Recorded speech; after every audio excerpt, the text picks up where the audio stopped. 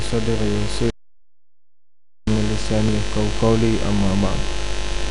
Alhamdulillah, syukur kepada Allah Subhanahu wa taala dengan izin dan limpah kurniaan dan kasih sayang daripada Allah Subhanahu wa taala, selagi kita dapat sama-sama menaikkan ketaatan kepada Allah Subhanahu wa taala.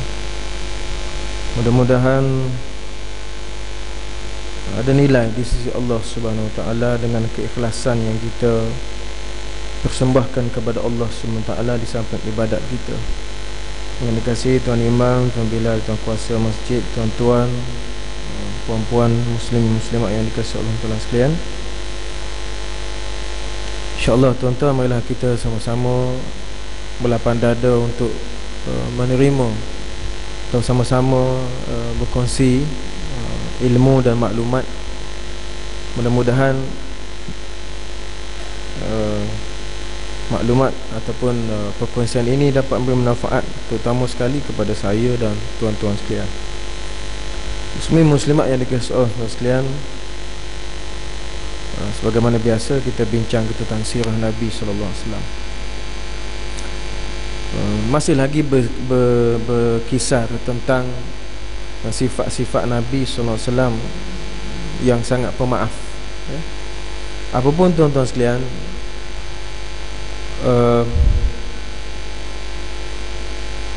saya baca surat khabar Metro 2-3 hari lepas,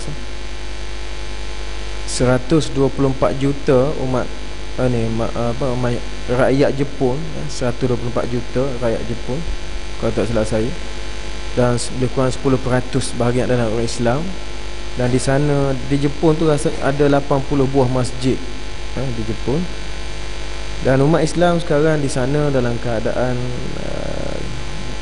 susah dan dalam keadaan risau dan bimbang kerana berbagai-bagai cadangan, saranan, berbagai-bagai kritikan timbul kerana apa yang dilakukan terhadap dua tawanan Jepun.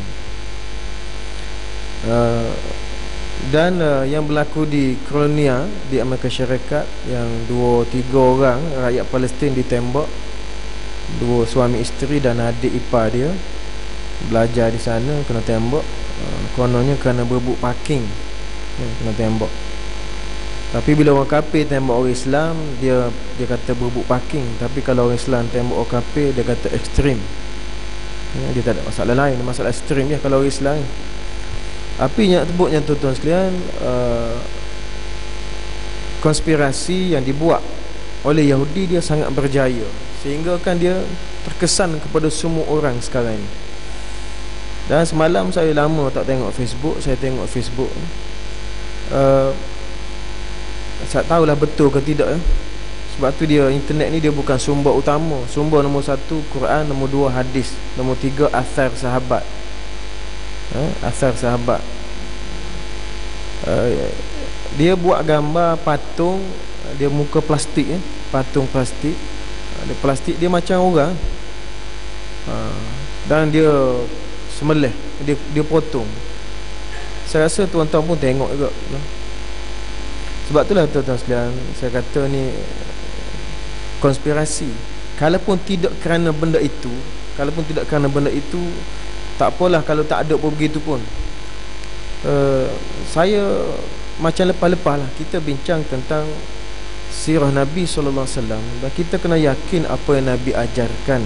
Dan kalau orang mendakwa pejuang Islam dan orang Islam, dia tak akan buat benda-benda yang menyebabkan Nabi marah.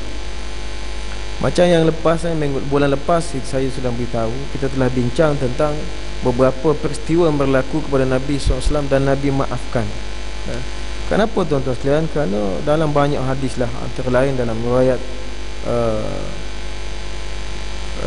dalam perang Uhud,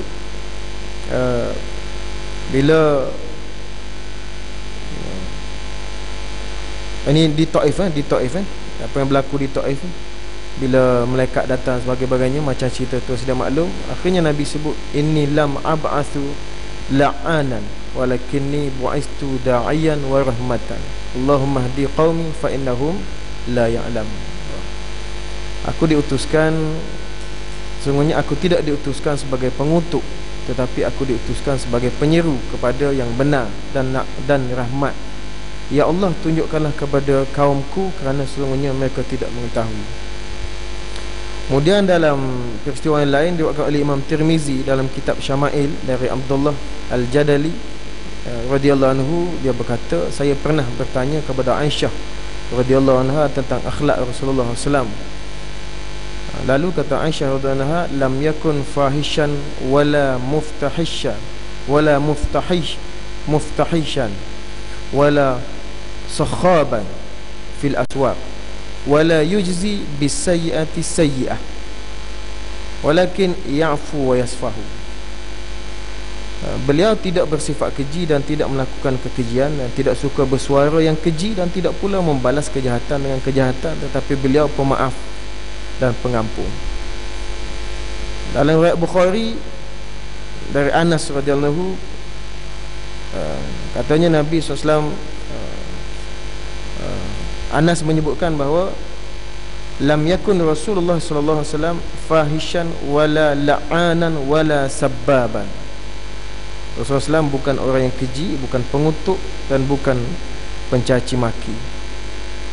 Banyak lagi lah tuan-tuan sekalian kalau kita nak bincang itu. Cuma ya tuan-tuan sekalian,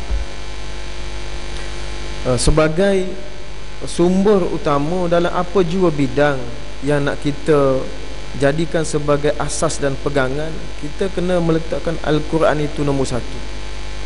Sebab itulah tuan-tuan sekalian, kalau kita melihat kebanyakan buku-buku sirah, buku-buku sejarah, kalau tuan-tuan perasan, banyak menulis tentang cerita tetapi tidak memasukkannya dalil-dalil Al-Quran dalam penceritaannya. Kalau tuan-tuan baca, apalagi yang baru-baru ni, yang kebelakangan ini, kalau tuan-tuan tengok sirah Ibn Hisham, itu ulama kira mutaqaddimin lah, walaupun tidak terlalu awal, tapi berbanding dengan kita ni, dia ada 2 jilid.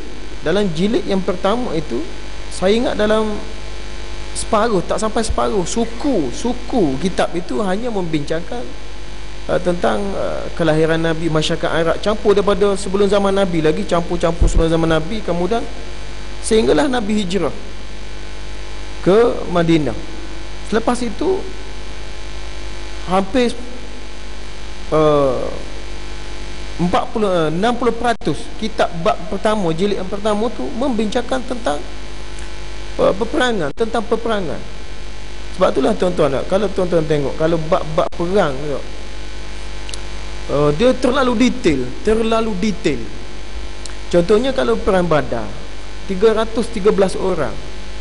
Dalam kitab Waqidi ada seorang-seorang nama ahli Badar.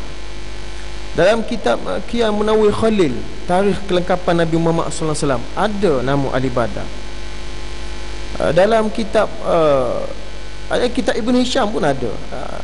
Dalam Tabari ada nama ahli Badar.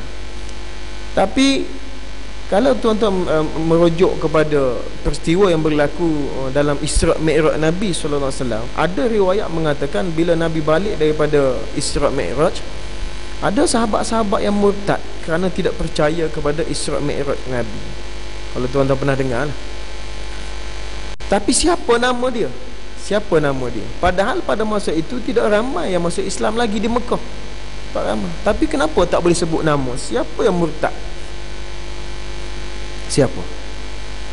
Maknanya tuan, dari segi kecaknaan terhadap usaha dakwah Nabi SAW di Mekah nak dibanding dengan Madinah tidak begitu ketara. Bahkan dalam yang lagi melampau, saya selalu dengar dalam sebuah radio menceritakan tentang Siti Aminah mengandungkan Nabi SAW, tidak rasa sakit seperti orang lain mengandung, begitu begini. Kemudian semasa dilahirkan Nabi SAW, datangnya Asiyah, datangnya Asiyah dengan siapa? Dengan Sarah ke dengan Siti Hajar ke siapa? Tak ingat. Membidankan Aminah, dan biliknya menjadi terang benderang, lahirnya Nabi dalam keadaan sujud dan sebagainya. Tapi dia tak sebut siapa sebenarnya orang yang secara zahirnya duduk dalam bilik bersama Aminah tu, siapa. Saya rasa kalau tuan-tuan mengikuti perkembangan dia, antaranya Suhaibah Islamiah, hamba kepada Abu Lahab. Dia antara yang membidani Nabi sallallahu alaihi wasallam, membidani Siti Aminah. Kenapa Suhaibah Islamiah tidak menceritakan hal-hal itu?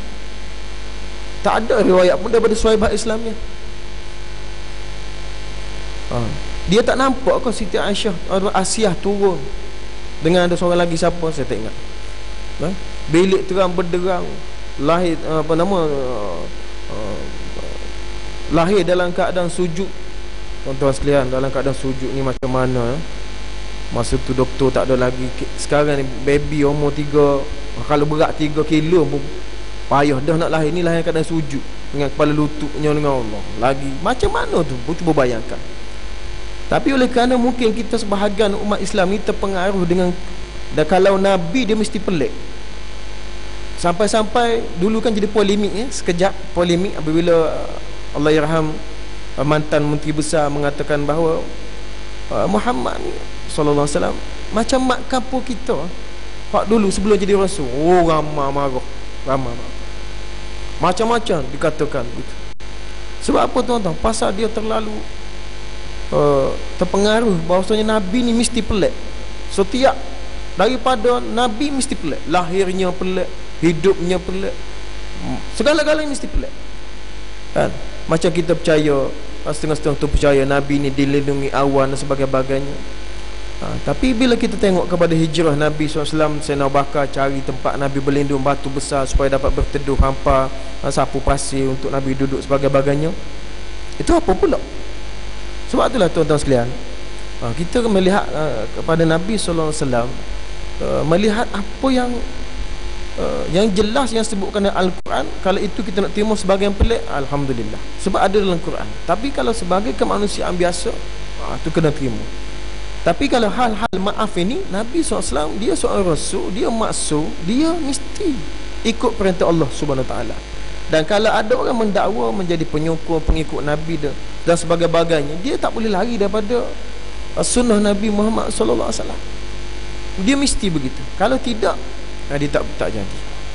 Contohnya yang terbaru ni pelajar umur 14 tahun yang terpengaruh dengan IS lah. Nak pergi berjuang di Syria, nak pergi ke Mesir, sedang tunggu nak naik kapal terbang, ditangkap. Tuan-tuan sekalian, dalam perang Badar, Nabi tak, dalam mana-mana peperangan, Nabi tak akan terima mana-mana budak lelaki yang umur 14 tahun, kecuali dua orang. Sebab dia mahir sungguh memanah, dan seorang lagi melontar lembing.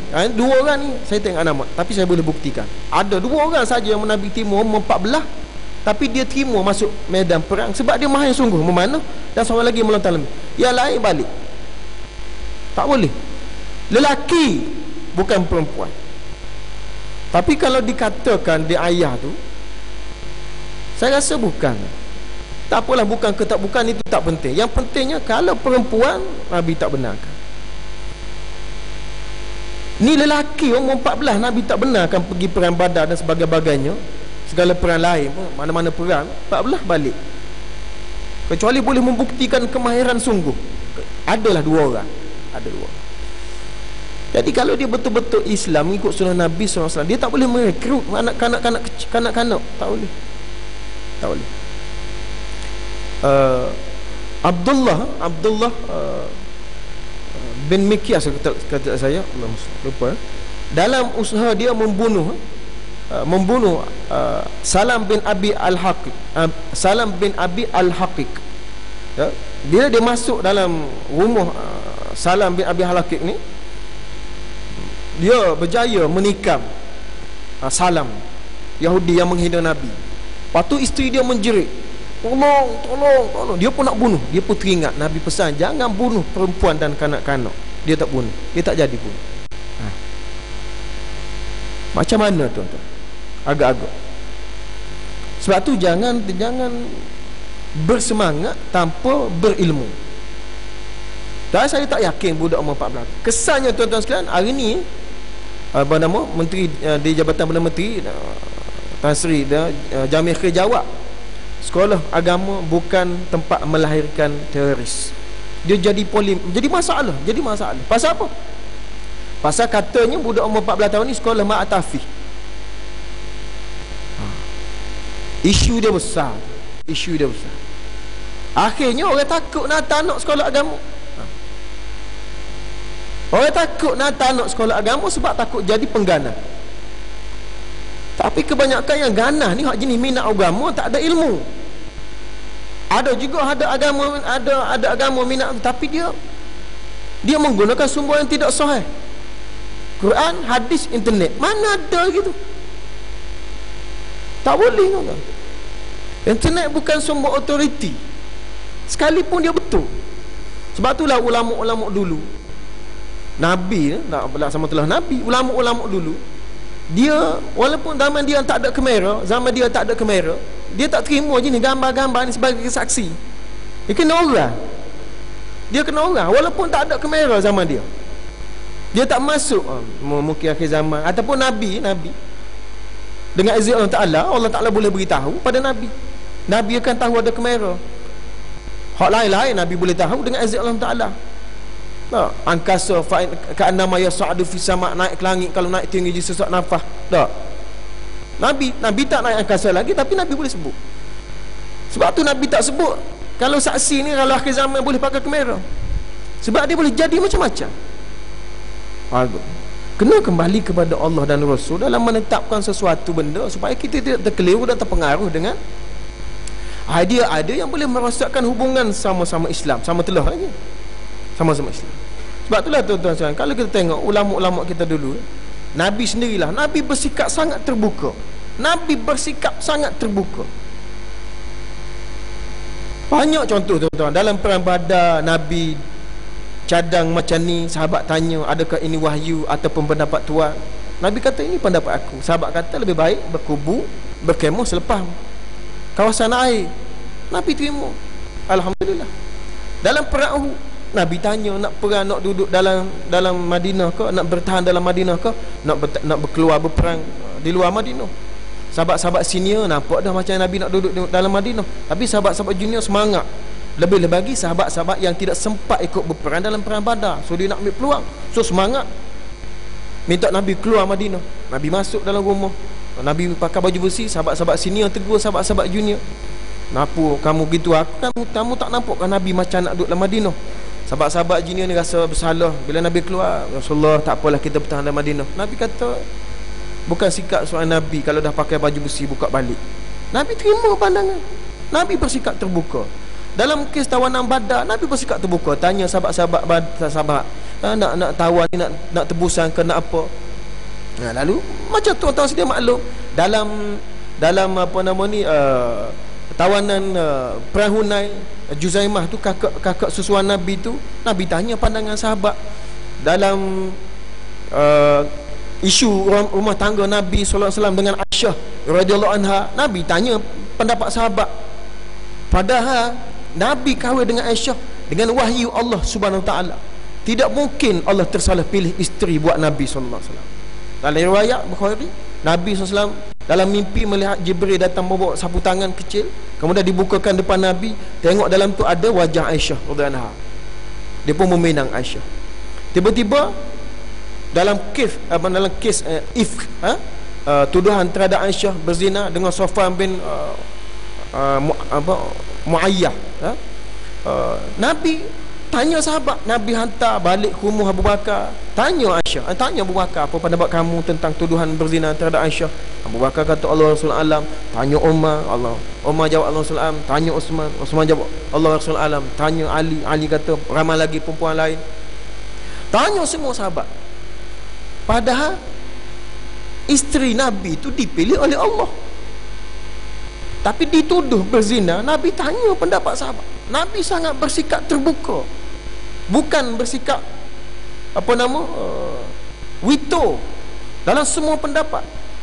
Sebab tu kita dapati ulama-ulama, sahabat-sahabat sendiri, mereka saling tidak mengutuk walaupun berbeza pendapat. Abu Dzar Al-Ghifari sangat berbeza, ketara perbezaan pendapat dengan apa nama Sayyidina Osman. Berbeza dengan Muawiyah pendapat dia, pelik. Tapi Sayyidina Osman tak kutuk. Cuma Sayyidina Osman kata pendapat kamu tu untuk kamu, tak apalah untuk orang lain tak boleh. Dalam masyarakat ni kamu tak boleh bersikap begitu dalam masyarakat. Tapi kalau kamu nak pakar, silakanlah. Wah, begitu sahabat. Muawiyah begitu juga. Sayyidina Ali begitu juga. Tapi kalau yang melampau macam Khawarij itu, yang tidak menyokong dia, yang menyokong Sayyidina Ali kafir, yang menyokong Muawiyah pun kafir, yang tak menyokong dia kafir, yang menyokong dia saja Islam, itu melampau. Mana ada dalam Islam gitu. Lepas tu Sayyidina Ali perangi dia. Jadi tuan-tuan sekalian, Nabi SAW sangat bersikap terbuka. Ulama-ulama kita, imam-imam kita, Imam Hanafi, Imam Maliki, Imam Syafi'i, Imam Hambali, saling tidak pernah mengkritik. Saya tak pernah jumpa lah imam-imam kita mengkritik sesama mereka. Tetapi anak-anak murid imam ni lebih hebat daripada imam. Ini masalah. Tengok orang solat lain sikit pada mazhab dia, dia kata sesat. Tengok orang lain sikit, tengok macam-macam tuan-tuan. Padahal kalau tengok Imam Syafi'i kita dengan Imam Maliki, Masya Allah, bagaimana hubungan macam adik-beradik. Ulama-ulama kita bila dia tak anggap sebagai anak murid, dia anggap macam kawan-kawan. Tapi anak murid reti, dia ada bahasa, dia ada adab. Walaupun Tok Guru anggap dia kawan, dia tak buat macam kawan Tok Guru dia tu. Tapi budak lah ni tak boleh. Kalau kita buat dia kawan, dia buat kita kawan dia juga. Tolaklah dia, sepak kaki lah itu pasal tak ada ilmu. Imam Bukhari dengan Imam Muslim, dia anggap sebagai kawan. Imam Malik cakap kawan dia nak datang ke rumah. Lepas tu dia kata ni yang paling alim ni di kalangan anak murid dia. Mari macam-macam tu. Tuan-tuan sedia maklum dah cerita tu, sedia maklum. Tapi nak sebutnya tu sekalian, keterbukaan para ulama mewarisi keterbukaan para nabi. Terutama sekali Nabi Muhammad sallallahu alaihi wasallam. Nabi Sulaiman dengan Nabi Daud ada khilaf. Antara Nabi Musa dengan Nabi Harun ada khilaf. Jadi tuan-tuan sekalian, sebab itulah tuan-tuan, kita kena kembali kepada Allah dan Rasul dan sahabat dalam menilai sesuatu perkara, supaya kita tidak terlalu jauh melencong. Sehingga kan kadang-kadang sama-sama minat agama dah, tapi kerana berbeza pandangan dia jadi bergaduh. Apalagi yang lain. Saya cukup terpegur lah hari Jumaat lepas, Jumaat baru ni, Jumaat ada ustaz kita, walaupun nampak muda tapi cara dia jawab bagus tentang Yasin dan Al-Kahfi, bagus. Patutnya kita sibuk orang tak pandai baca Quran, bukan sibuk tentang Yasin dan Al-Kahfi. Itu baru betul cara dia. Sibuk yang perlu, jangan sibuk yang tak perlu-perlu. Jadi itu tuan sekalian, kena kembali kepada Allah dan Rasul supaya kita tidak mudah terpengaruh dengan perkara-perkara begitu. Dan satu lagi yang tuan sekalian, saya nak sebutkan juga bahawa antara sifat pemaaf Nabi sallallahu alaihi wasallam ni yang kita bincang yang lepas itu, antaranya kalau tuan-tuan tengok dalam kes apabila Hubair ni dia antara orang yang menyebabkan kematian Zainab anak Rasulullah sallallahu alaihi wasallam. Tetapi akhirnya bila Nabi SAW berjaya membuka Mekah, dia dimaafkan oleh Nabi SAW. Hubair ni antara orang yang Nabi suruh bunuh, Nabi halalkan darah dia masa Fatu Makkah, tapi balik Nabi maafkan. Antara juga kalau tuan-tuan ingat Wahsy yang membunuh Saidina Hamzah. Dan ini pak saudara Nabi yang Nabi sangat sayang. Tetapi bila dia masuk Islam, Nabi maafkan dia. Kerana kalau dia tak masuk Islam pun, kalau masuk Islam pun, Nabi tak bunuh dia. Sebab itulah tuan-tuan sekalian, kalau kita melihat kepada sejarah Nabi, walaupun secara biasa-biasa tapi kesannya luar biasa. Walaupun biasa-biasa tuan-tuan, tapi luar biasa. Tapi masalahnya Wahsy ni kalau dalam sejarah ditulis semasa dia masuk Islam, kemudian selepas dia membai'ah Nabi SAW, Nabi tengok dia, dia tutup muka begitu, tutup muka dengan kain.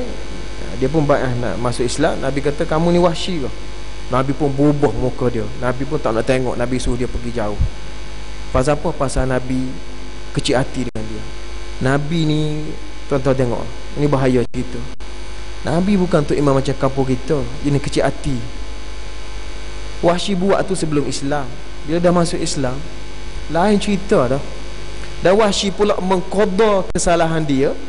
Wahsy mengqada. Kalau dia tak qada pun tak berdosa, sebab dia dah masuk Islam. Dulu dia zaman jahiliah. Wahsy mengqada, dia sendiri nak mengqada kesalahan dia, membunuh Sayyidina Hamzah semasa dia kafir dulu. Dia membunuh Musailamah Al-Kazzab. Wahsy, dia membunuh Musailamah Al-Kazzab. Kononnya dia nak mengqada. Tapi kalau dia tak qada pun tak apa. Tapi nak cerita tuan, sahabat ni begitu. Tapi bila dia ceritakan Nabi tak nak tengok muka, itu tak kena. Itu bukan sifat Nabi SAW, tuan-tuan. Bukan sifat Nabi begitu. Nabi sangat pemaaf. Anak dia dimaafkan Hubayl. Ni pak saudara, pak saudara dengan anak, mana sayang. Sebab itulah tuan-tuan sekalian, kita kena melihat apa yang berlaku pada Nabi SAW. Kalau dari segi kemanusiaan, tetap kemanusiaan. Tetap kemanusiaan. Kalau dari sudut kerasulan, dari segi kerasulan. Sebab itulah tuan-tuan sekalian, banyak orang terkeliru kadang-kadang bila membicarakan tentang sifat maksum Nabi SAW. Ada yang kata Nabi tidak maksum. Kenapa? Kerana Nabi tersalah. Contohnya dalam perang Badar adalah salah, patutnya kena bunuh tawanan itu. Tapi dia sebenarnya maksum ni bukan maksud begitu kan. Maksum ni kalau mengikut Ibnu Qayyim Al-Jauzi dalam kitab Jami'us Sirah dia, ialah apabila Nabi SAW menetapkan dengan perintah Allah SWT sesuatu ibadat, dia bukan tersalah. Dia tidak akan tersalah menetapkan. Contohnya kalau Zuhur, sebenarnya bukan 4, 3. Sudah lama diamalkan dekat Nabi bin Affan, Nabi kata 3, sebenarnya bukan 4. Begitu maksud maksum tu, yang lebih dalam itu. Kalau nak kata dari segi kemanusiaan, tersilap, tetap ada tersilap kan. Apalagi kalau dalam kes buah kurma tu, nak pendebungan buah kurma, bunga kurma tu, sehingga Nabi sebut anta a'lamu bi umur duniakum, kamu lebih tahu tentang urusan dunia kamu. Jadi macam pun jadi sebab itulah tuan-tuan sekalian, apa-apa benda yang kita nak sabitkan dengan Nabi Muhammad sallallahu alaihi wasallam, dia kena kembali kepada Allah dan Rasul, supaya kita tidak terlalu taksub dengan mana-mana pihak, dengan mana-mana organisasi, dengan mana-mana NGO, dengan mana-mana tarikat, dengan mana-mana apa saja. Sebab asasnya ada, iaitu Quran dan Sunnah. Kalau tidak, dia akan bermasalah, tuan-tuan. Sangat bermasalah. Hak jahil sama telah, hak masalah cara jahil. Ni hak minat agama, sama-sama minat agama. Tu kata boleh, ni kata tak boleh. Hak tu dah fatwa, dah kata haram, tiba-tiba jadi pula. Jadi macam-macam tu. Mana satu nak pakai? Sebab itulah tuan-tuan sekalian, kita secara umumnya tidak boleh terlalu mengharapkan orang lain untuk menetapkan sesuatu hukum. Tak boleh kita tanya ustaz saja benda ni halal ke tidak. Dia kena ada asas. Contohnya saya ada sepupu saya ni sedang duduk di Jepun, baru pergi di Jepun.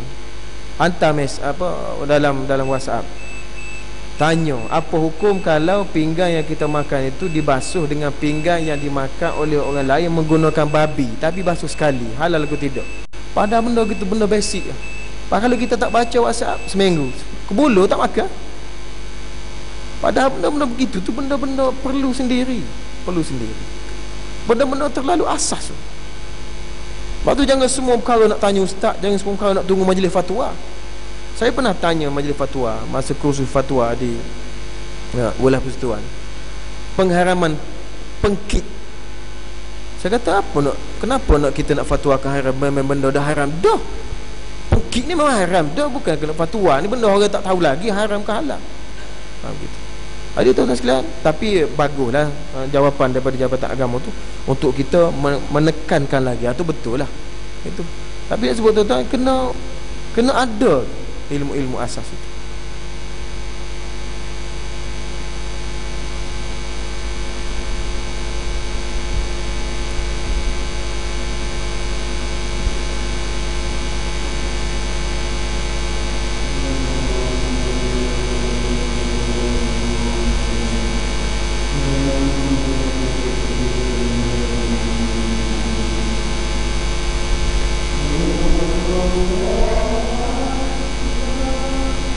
Allah.